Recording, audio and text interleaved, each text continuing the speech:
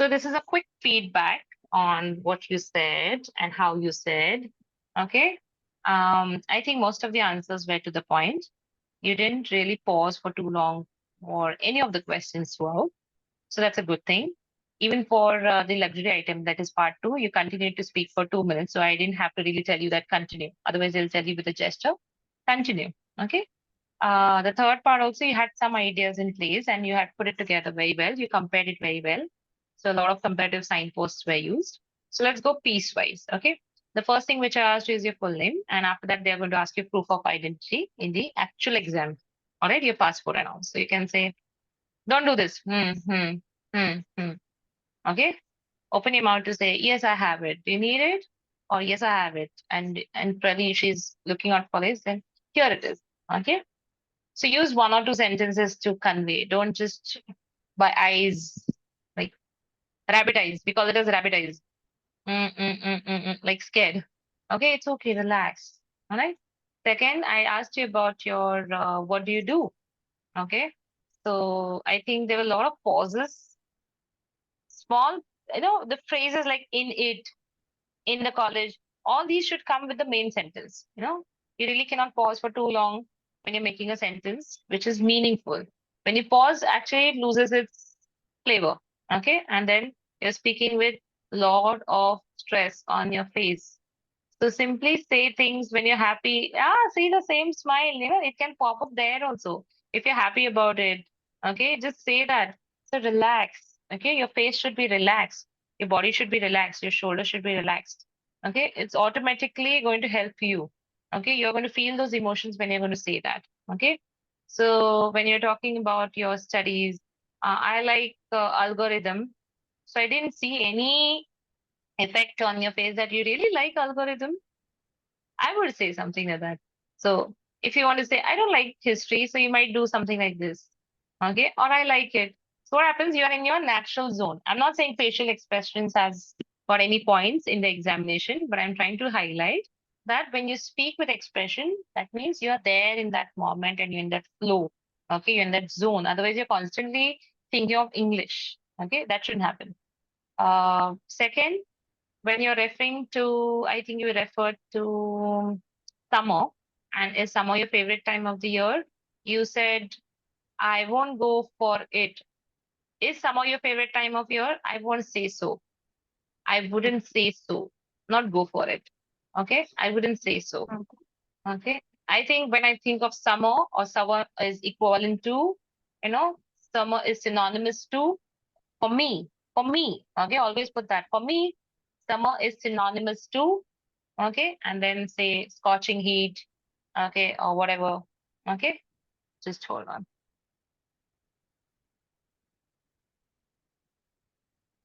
So whenever you think of a word or a concept, you should say this is synonymous to this. Okay, for example, Ritik Roshan is synonymous to fitness.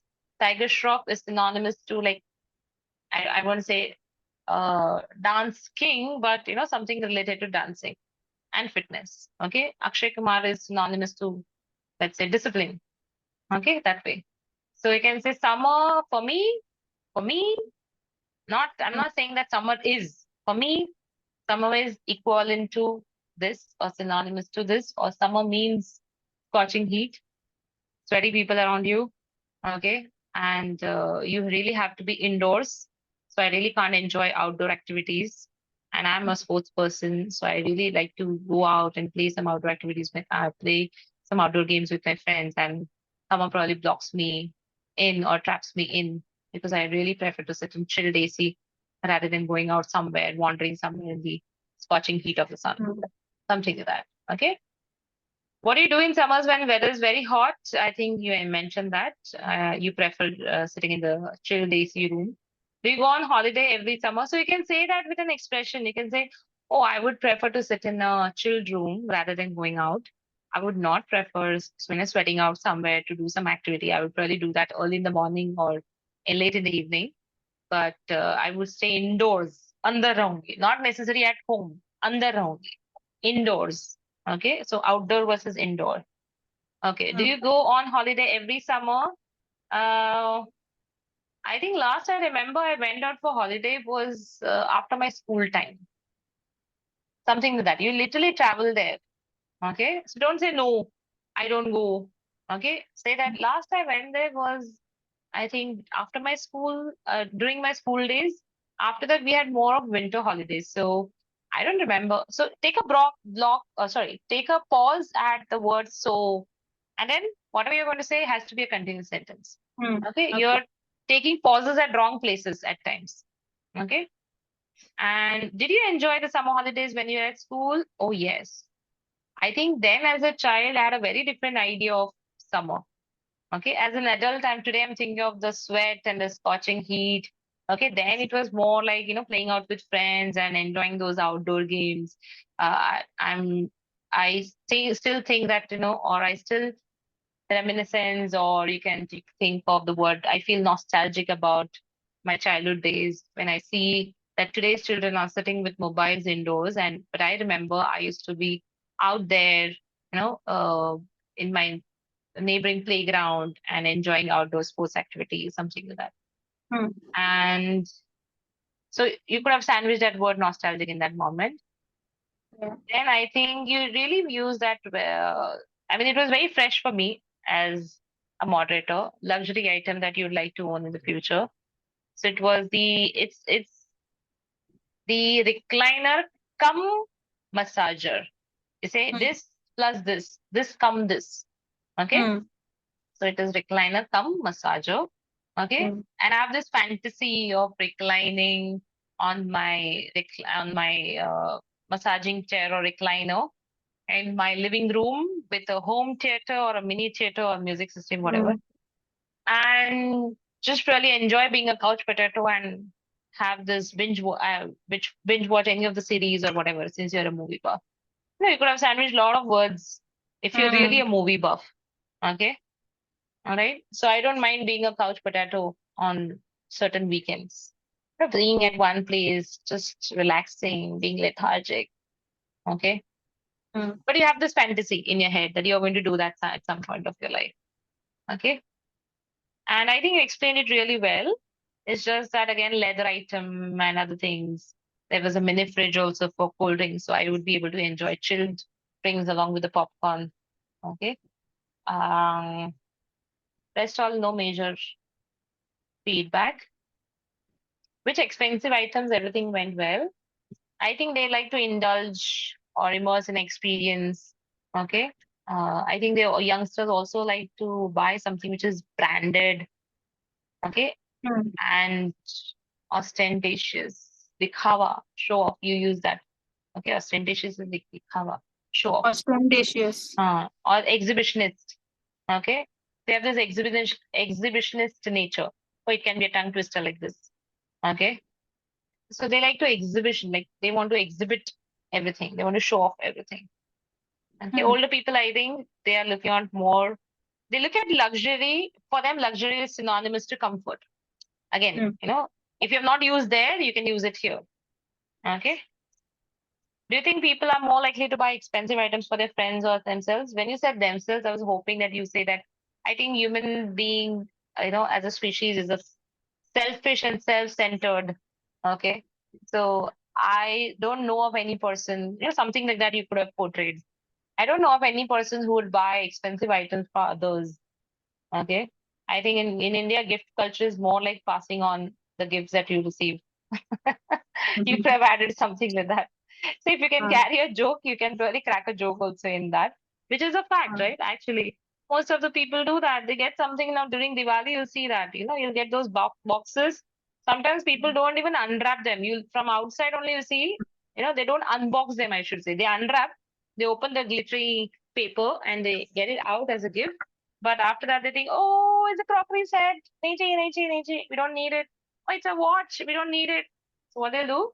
Oh, in another 15 days, there's a birthday or there's something else, anniversary, some other housewarming party somewhere. They'll just wrap it again, cut the MRP and the date of manufacturing. This is how people pass on the gifts, whatever they don't want. Okay. So unwanted gifts are just passed on. Yeah. how difficult it is to become very rich in today's world. I really like the way you said it's not that challenging.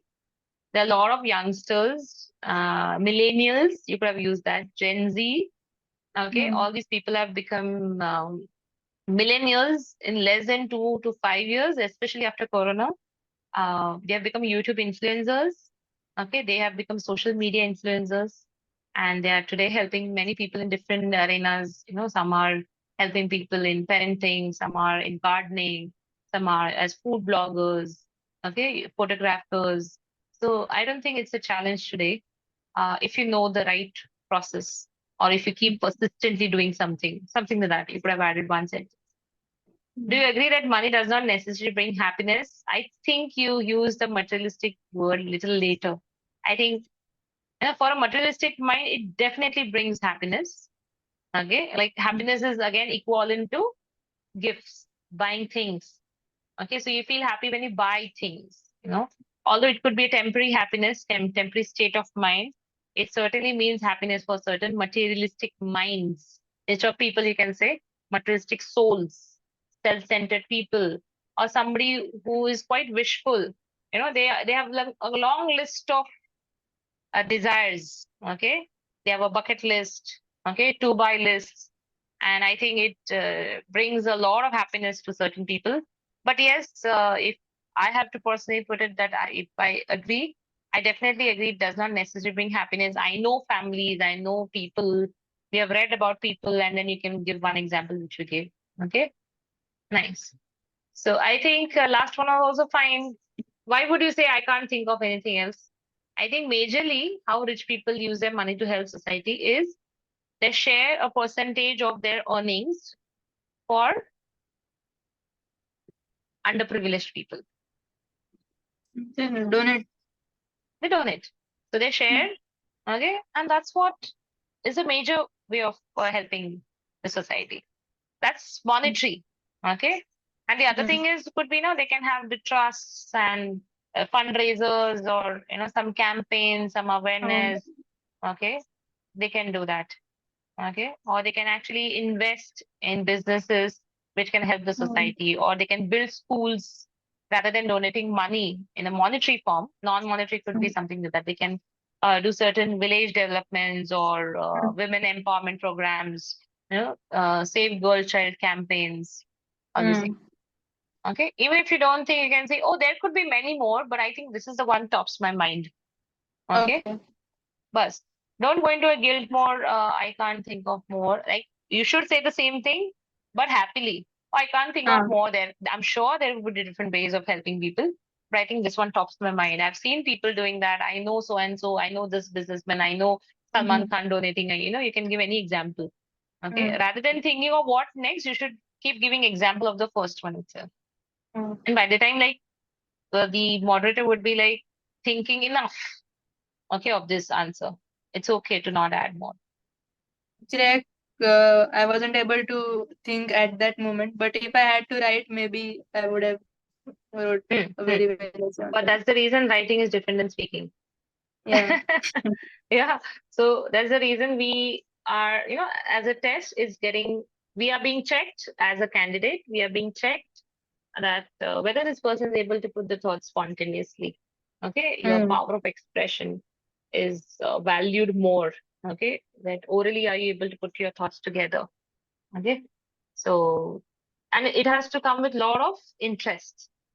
Okay, so Hmm. day after tomorrow, when you have your exam, you have to really think, like, I'm really passing on my experience to that person.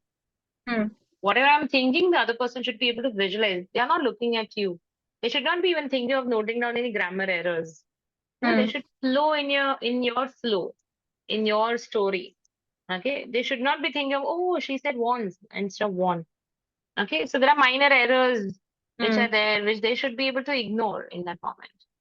I'm not saying that they would ignore, but I'm just saying that there's a good possibility Ah. that if you keep them Hmm. engaged in the conversation, that person engaged, it would be not so easy for them to really focus on those minute things and keep noting down. Okay.